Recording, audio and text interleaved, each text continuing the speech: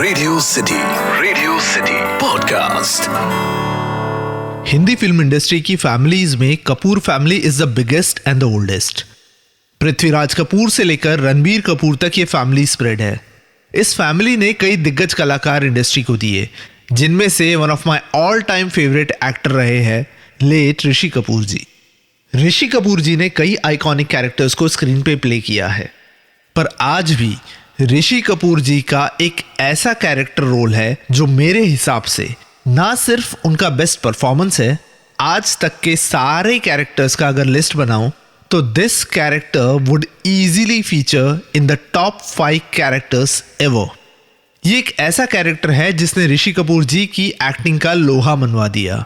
He performed this character with such a brilliance that people were actually pleasantly shocked to see this character.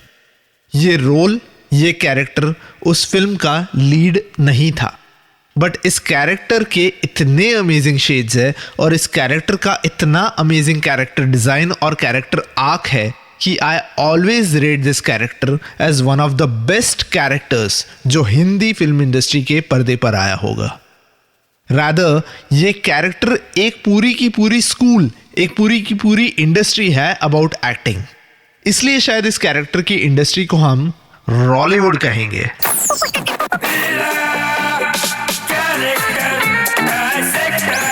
Character dissector with Atiq. Radio city पर मैं हूं character dissector Atiq. रॉलीवुड यानी कि luck by chance film का ऋषि कपूर का amazing character रोमी really. रोमी really जो represent करता है बाइगॉन एरा को, या कहे तो गुजरे जमाने के फिल्म डायरेक्टर प्रोड्यूसर को। लक बाय चांस फिल्म में हमें दिखाया जाता है कि किस तरह से रोमी रॉली, जो काफी हद तक सुभाष घई की तरह दिखता है, हिंदी फिल्म इंडस्ट्री का बहुत बड़ा डायरेक्टर प्रोड्यूसर है, जिसने ना सिर्फ कई सारी सुपरहिट फिल्म्स दी है, पर साथ में जफर खान यानी ऋतिक रोशन जैसे स्टार को भी बनाया है। पर जैसे मैंने पहले कहा, ही रिप्रेजेंट्स द बाइगॉन एरा, यानी 70s, 80s और 90s दशक का वो टिपिकल डायरेक्टर प्रोड्यूसर जो उस जमाने में पावर रखते थे। रोमी रॉली सिंबॉलिकली रिप्रेजेंट करता है हमारी पुरानी फिल्म इंडस्ट्री को, जो कंटेंट से ज्यादा स्टार पावर में विश्वास रखती थी। ये वो टाइम था जब लोग सिनेमा हॉल में स्टोरी को नहीं, हीरो को देखने जाते थे। इसलिए जब रोमी रॉली के ब्रदर इन लॉ उन्हें अपनी नई फिल्म की अमेजिंग स्क्रिप्ट के बारे में बताता है, तो रोमी रॉली कहता है, वो सब ठीक है, कास्ट क्या है ये बता। या फिर जब बाकी के लोग फरहान अख्तर के कैरेक्टर विक्रम जयसिंह के सटलनेस एज अ हीरो की बात करते हैं, तब रोमी रॉली पहले कहता है, वो सब छोड़ो, इनमें से डांस कौन करता है, और बाद में कहता है, वो पहले वाला बॉडी बिल्डर वाला एक्टर अच्छा है, एक दो सीन में शर्ट उतार देना। ऋतिक रोशन यानी कि जफर खान का नेगेटिव कैरेक्टर होने के कारण फिल्म रिजेक्ट करने पर उसे वो कहता है, नेगेटिव नहीं है, एंटी हीरो है। और तो और स्टार पावर के चक्कर में he is ready to change the entire script. पर रोमी रॉली वो भी है जो उस बाइगॉन एरा के कई डायरेक्टर्स की तरह ये भी जानता है कि ऑडियंस को क्या अच्छा लगता है। जब रोमी रॉली का छोटा भाई रंजीत रॉली, जो रोल निभाया है संजय कपूर ने, वो हॉलीवुड की एक मशहूर फिल्म को सीन बाय सीन कॉपी करने को कहता है, तब रोमी रॉली उसे समझाता है, मगर ये इंडिया है रंजीत, यहाँ की ऑडियंस अलग है। और अनुराग कश्यप के स्क्रिप्ट में फिलोसॉफिकल एंड लाने पर अनुराग कश्यप को डांटता है, ओ इंस्टीट्यूट, मैं फिल्म फेस्टिवल के लिए नहीं बना रहा हूं। रोमी रॉली सबका था, पर रोमी रॉली किसी का भी नहीं था।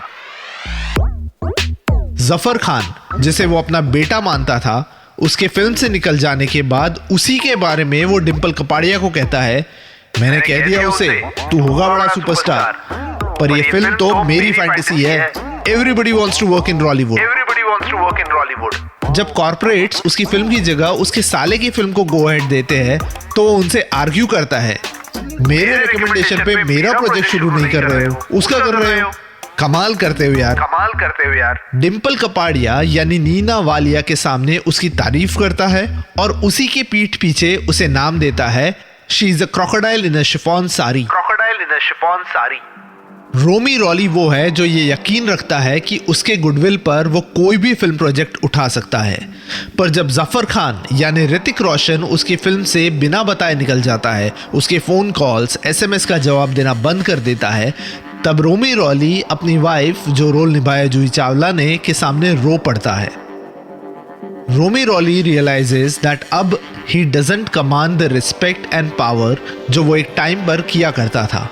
वो करंट जनरेशन के इस रवैये पर, इस एटीट्यूड पर डिसअपॉइंट होता है, यहाँ तक कि he thinks about leaving the industry. Romy Rolly के पास उसकी बीवी के अलावा और कोई सपोर्ट नहीं था, और इस सीन के बाद वो ये रियलाइज करता है कि वो कितना अकेला है। लक बाय चांस की डायरेक्टर जोया अख्तर ने ये कैरेक्टर और ये सीन अपनी आंखों के सामने कई बार होते देखा होगा, जहां उगते सूरज को दुनिया सलाम करती है। ये सीन कहीं ना कहीं जोया अख्तर ने जानबूझकर डाला होगा to show how fragile this industry is. ये इंडस्ट्री अंदर से कितनी खोखली है।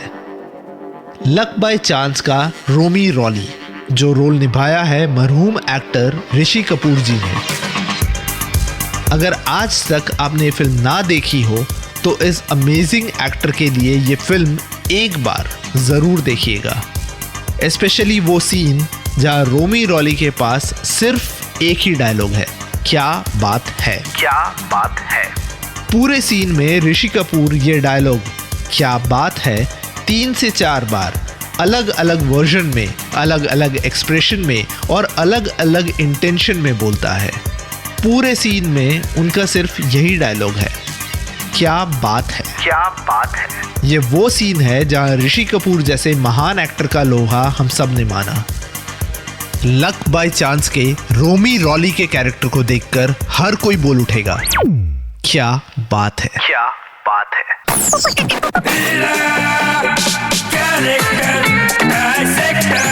Character Dissector with Atik. इस पॉडकास्ट का फीडबैक देने के लिए मेल करें podcast@myradiocity.com पर या फिर इंस्टाग्राम पे RJ_Atik पे DM करें। Radio city podcast.